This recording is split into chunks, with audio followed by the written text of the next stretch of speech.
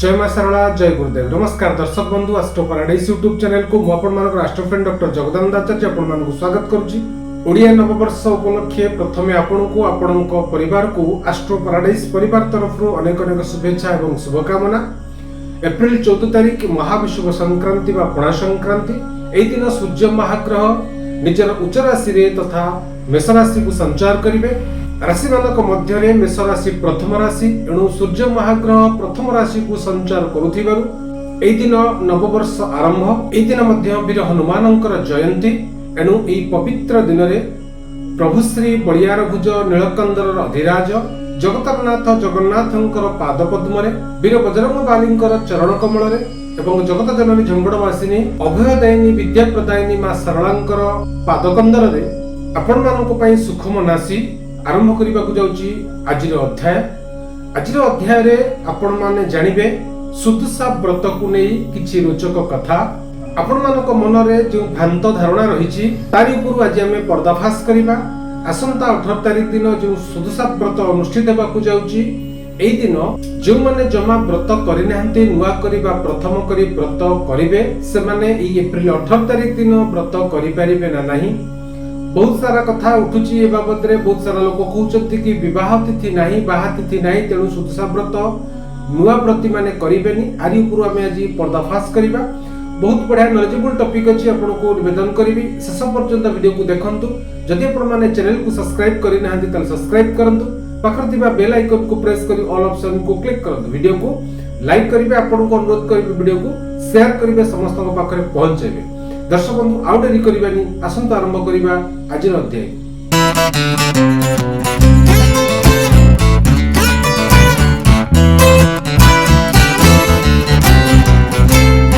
दर्शक बंधु आसंता 18 तारिख रे हेबाकु थिबा सुदशा व्रत को नै बहुत सारा विभ्रांतिकर तथ्य सामना को आसुची।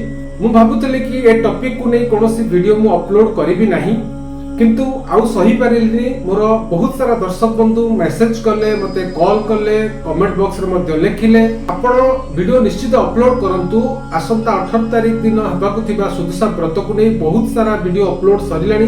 किए कहूची नुआ व्रत हबनी, नुआ व्रती माने करिबेनी, किए कहूची पुरुणा करिबे नुआ करिबेनी, नुआ छाड़िबेनी पुरुणा धरिबेनी, एमिति अनेक प्रकार विभ्रांतिकर तथ्य वीडियो रे सब दिया जायछि। तो यार सत्य कोन आपण हमर मार्गदर्शन करंतु। एमिति मोर बहुत सारा प्रिय दर्शक बंधु मते मेसेज करथिले, कॉल करथिले, कमेंट मध्ये करथिले, किंतु से जाहो ना काहेकि मु जितबळे टॉपिक को देखिली मु सही पारिनी, कारण भूल तथ्य को मु केबे प्रशय दियनी। एस्ट्रो पैराडाइज रो दर्शक मान को केमिति बा मु अंधार रे रखिबी। तेनु जहा सत, जहा तथ्य भित्तिक, जहा शास्त्र भित्तिक ता सब आपन को आज जणैबी। आपन को निवेदन वीडियो को शेष पर्यंत देखंतु।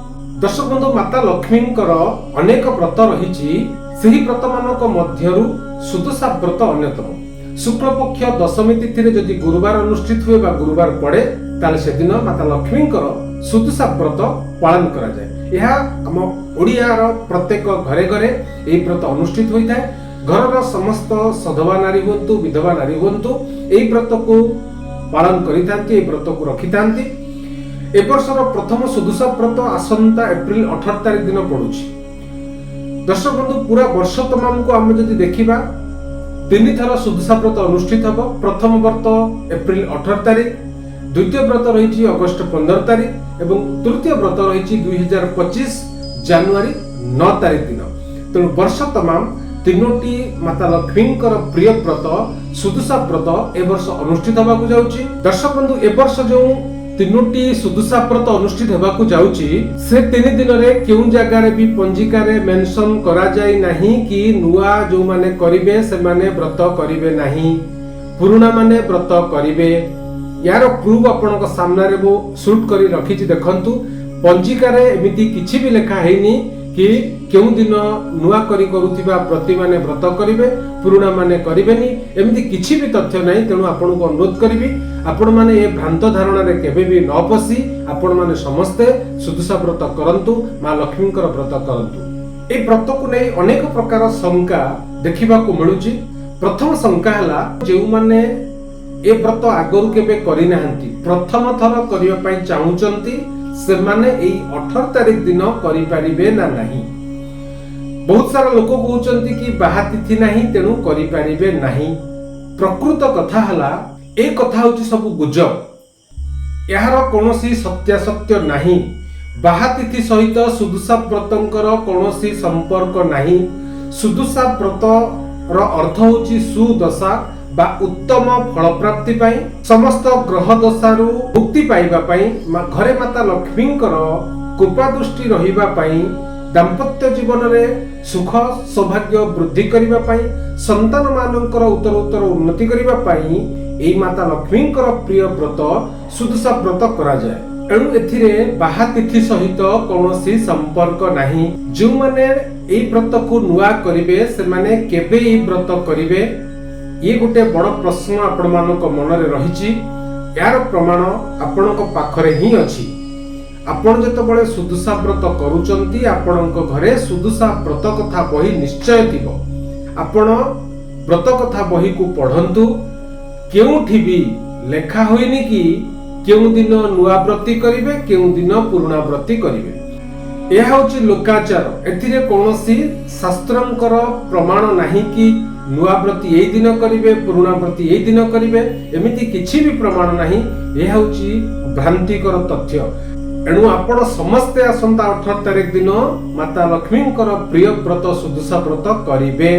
मु भी एमिति बहुत पंडितंक सहित जोगाजोग करिछि। सेमानंकर गोटिए मत आसंता 18 तारिख दिन नुआ पुरुणा समस्त व्रती माने सुदुषा व्रत करिवे। आपण जमा से भूल धारणा रे पसंतुनी। जो माने कहउचंती कि 18 तारिख दिन जो माने नुआ व्रत करिवे से माने करिवे नाही। तेणु आपण माने समस्ते 18 तारिख दिन सुदुषा व्रत करंतु।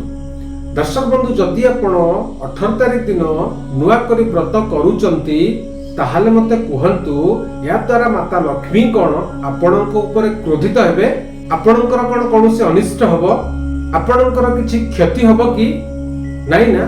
ताहाले आमे मातांकर प्रिय व्रत काहे कि करिबा नाही। कोनोसी प्रमाण नाही कि नुआ व्रती एई दिन करिवे पुराणा व्रती एई दिन करिवे, कोनोसी भी प्रमाण नाही। एणु या होची लोकाचार। तेणु आपण माने समस्ते आसंता 18 तारिख दिन जो माने नुआ व्रत करिवा पई चाहुचंती से माने करि परिबे, जो माने पुराणा अछंती से माने अवश्य करिवे। तेणु समस्ते 18 तारिख दिन सुदुषा व्रत करंतु। या द्वारा माता लक्ष्मींकर शुभाशीर्वाद आपनको अवश्य मिलिबो। दर्शक बंधु आज पे एतिकी आपणकर शुभ मनासी आज अध्याय को मैं एठी विराम दउची। पुणी आसीबी आगामी अध्याय रे आउ एक टॉपिक नै से परंतु आपण माने भलर थांतु, खुशी थांतु। जगत जननी झपड़वासी आपनको घंटा गुडे रखैति मोर कामना रहिली। जय मां शारला, जय गुरुदेव।